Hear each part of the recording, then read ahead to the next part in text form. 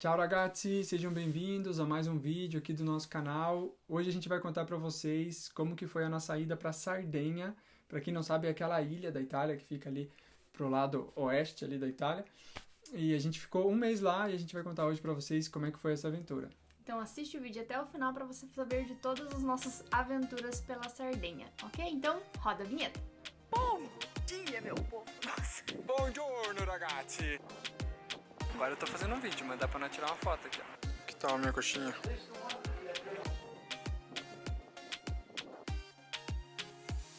Bom, já começou com uma coisa um pouco falha da minha parte. Então, nessa história a gente vai contar pra vocês porque a gente acertou muita coisa e errou muita coisa nessa viagem. E acho que fica aí a dica pra vocês, fica bastante insight pra vocês fazerem igual as coisas que a gente fez certo e não fazer as coisas que a gente fez errado. Então, como é que começou? A gente estava em Pisa e a gente estava comprando um avião para Sardenha.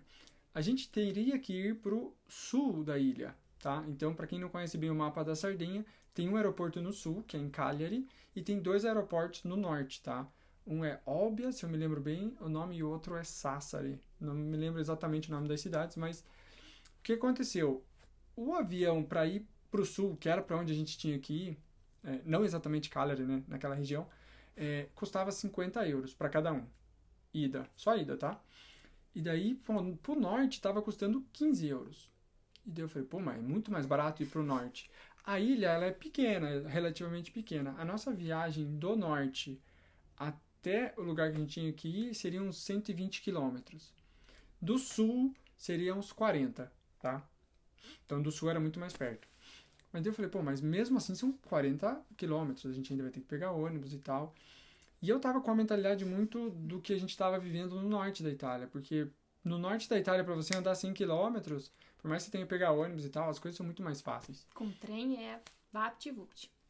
Então, aí no Google, muitas empresas de transporte da Sardenha não estavam cadastradas no Google, então eu não conseguia ver os trajetos que a gente teria que fazer através do Google, entende? Aí, enfim, eu falei, não, vamos lá, a gente já viajou um monte, a gente é experiente, a gente dá um jeito. A gente se vira. Então, comprei a passagem para ir para o norte da ilha. Outro ponto importante, essa passagem era 15 euros, muito barata, mas ela saía às 6h30 da manhã. E 6h30 da manhã não tinha trem para a gente pegar de Pisa e ir até o aeroporto. Então, a gente dormiu no aeroporto. E daí Ideia brilhante, né? tem mais um porém ainda, que muita gente fala, eu dormi no aeroporto tal, eu dormi no aeroporto tal. E tipo assim, na maioria dos aeroportos grandes, eles ficam abertos à noite, você pode dormir no aeroporto. Porém, o aeroporto de Pisa, ele fechou, entendeu? E daí eles falaram assim, os seguranças falaram, olha, o aeroporto fecha. Porque não tem voos à noite, né? Tipo, de madrugada. Então, lá por uma meia-noite e meia, 1h, a gente teve que sair do aeroporto, ficar lá na parte de fora, onde tem, tipo, uma panificadora que ficava fechadinha, assim. Uma lanchonete que ficava fechada, que era meio que integrada no aeroporto. E ficar ali nas cadeirinhas, dormir do lado de fora do aeroporto. Maravilha, né? Exatamente. Continue. Então, a gente ficou até as 4 da manhã nesse lugar. Tava friozinho, sabe? Então, assim, era fechado, como a Natasha falou, porque tinha o teto e tal, mas era aberto, na verdade, não era fechado. E aí ficou a gente ali, mais umas 20 pessoas. Ninguém sabia que o aeroporto ia fechar. Então, a gente ficou ali umas 2, 3 horas esperando. Bom, voltando à história de que a gente desceu na parte norte, né, da ilha, a gente tinha que chegar na parte sul.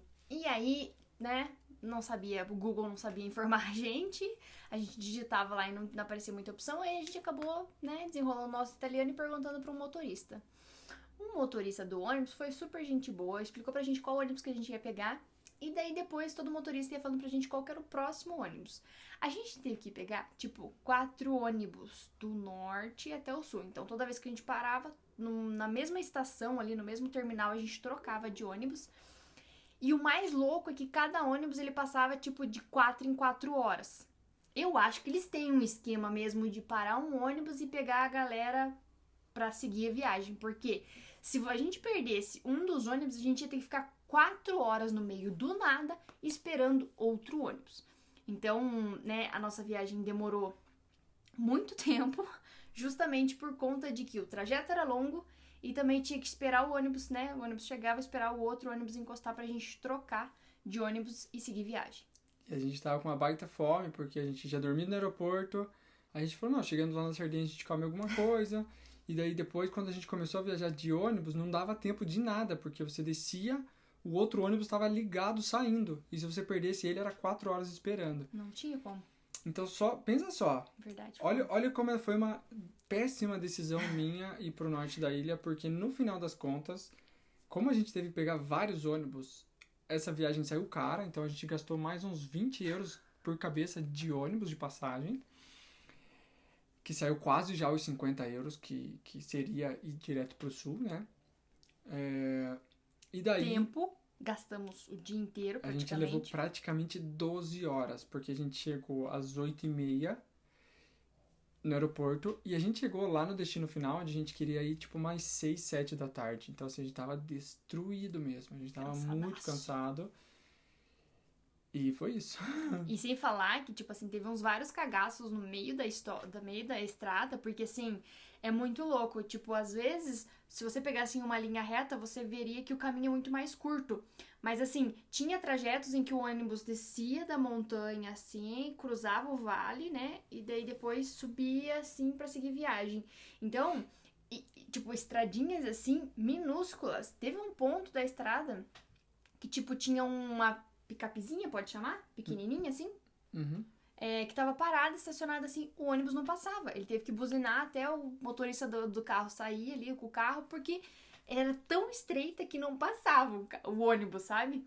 Então, é muito louco. A gente passou uns cagacinhos também. Então, o problema de ônibus é isso, né? Porque a gente pegou o ônibus que ia até a cidade que a gente queria, ele passava por várias cidadezinhas pequenas. Então, ele subia uma montanha, daí descia a outra, daí subiu, daí desceu. Então, assim, para fazer 120 quilômetros, a gente levou mais de 10 horas. É, tipo, absurdo. Então, essa foi uma falha, né? A gente já tinha ouvido falar que o transporte público nas ilhas, tanto da Sardenha quanto da Sicília, são mais difíceis, mas a gente não imaginou que fosse tanto. Aí vocês vão perguntar, mas existe trem na Sardenha? Até existe, mas ela liga somente às cidades principais. E eu lembro que no dia que a gente chegou tinha tipo 2 opções de trem. Mas Tipo, uma até meio-dia, outra 5 da tarde.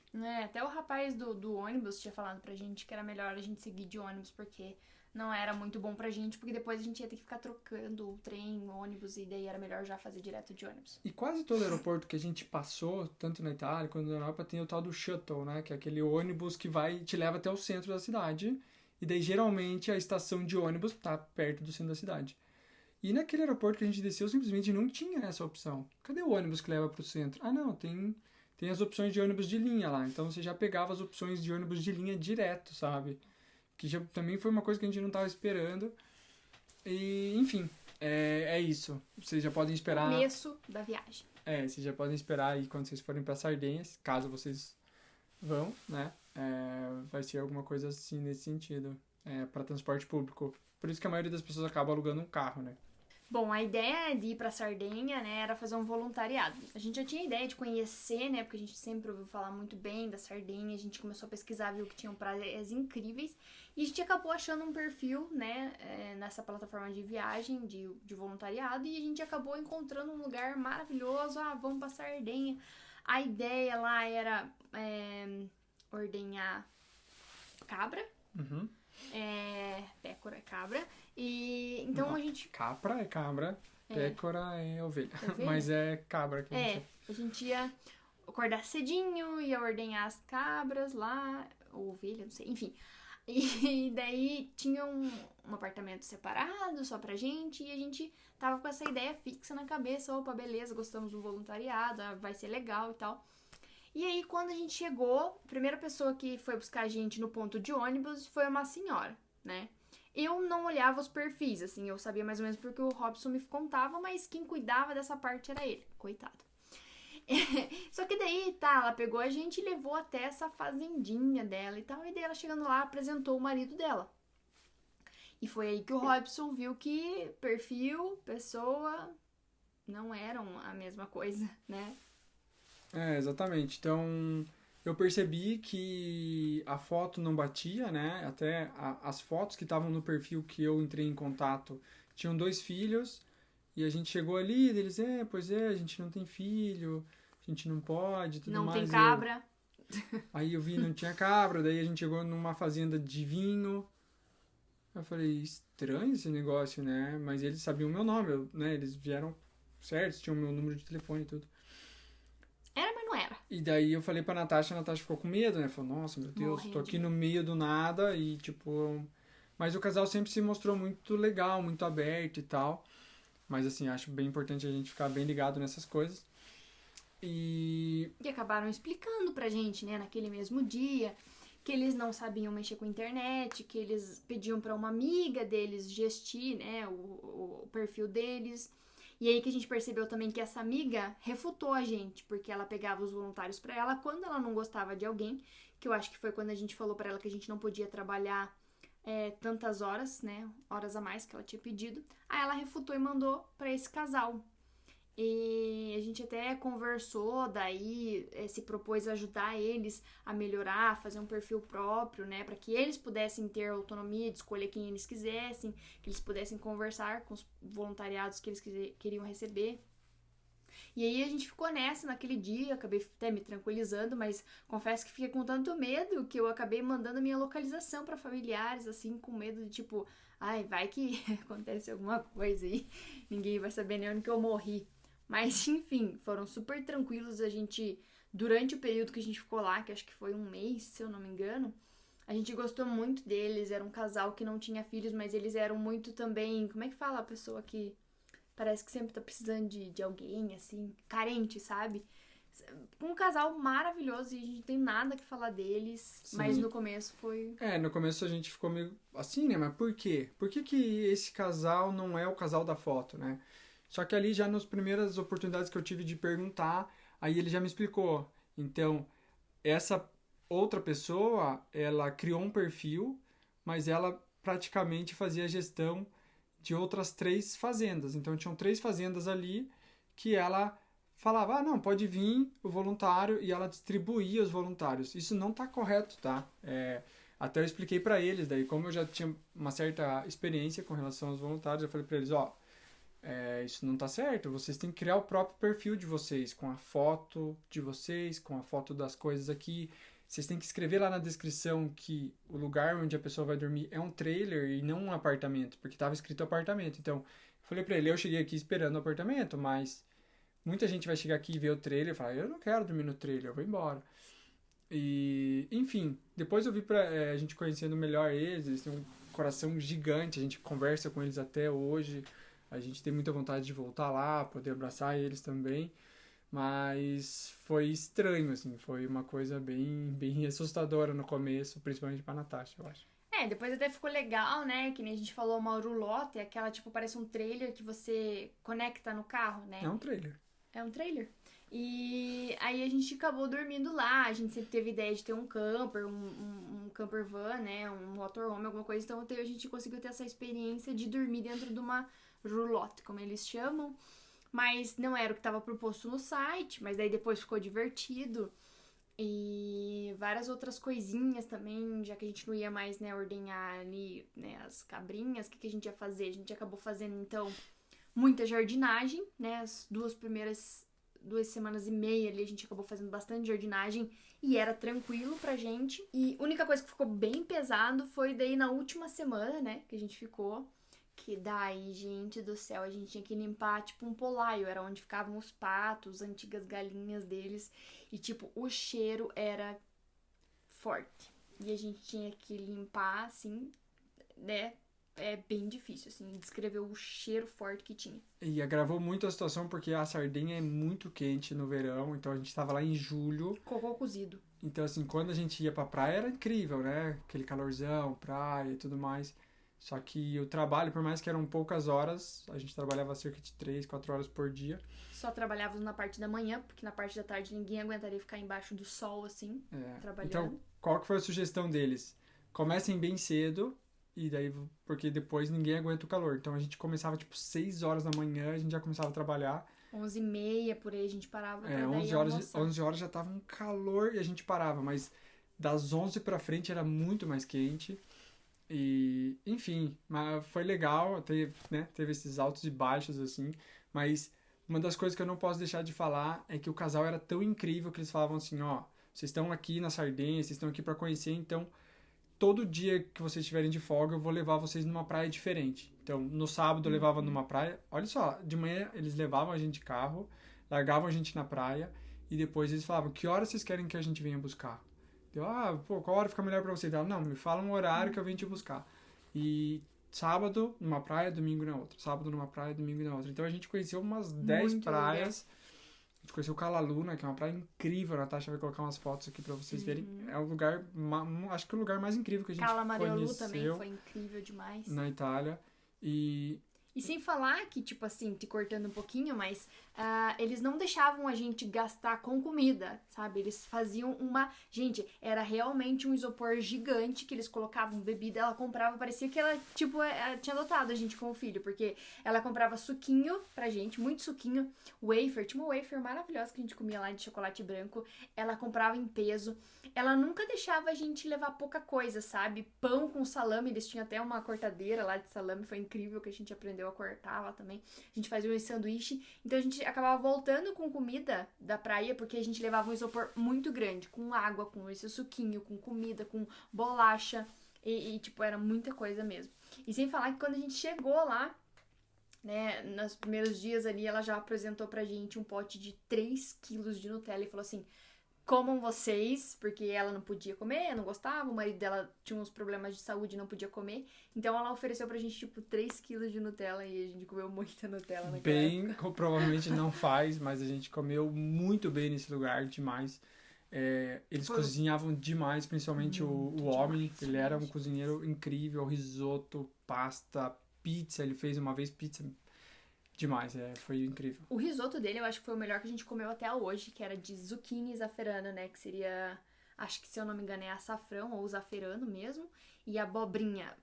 Gente, eu comi tanto que eu cheguei a raspar a panela, e foi o lugar onde eu, tipo assim, minha vida inteira eu tive 58 quilos lá, eu cheguei a 62 quilos, e depois de lá eu tive que fazer um regime, sabe, porque realmente eu comi muito, eu já comia bastante, assim, já era uma pessoa que era meio compulsiva, cheguei lá, com a comida que ele fazia, eu acabava, assim, desossando. Eu comia muito.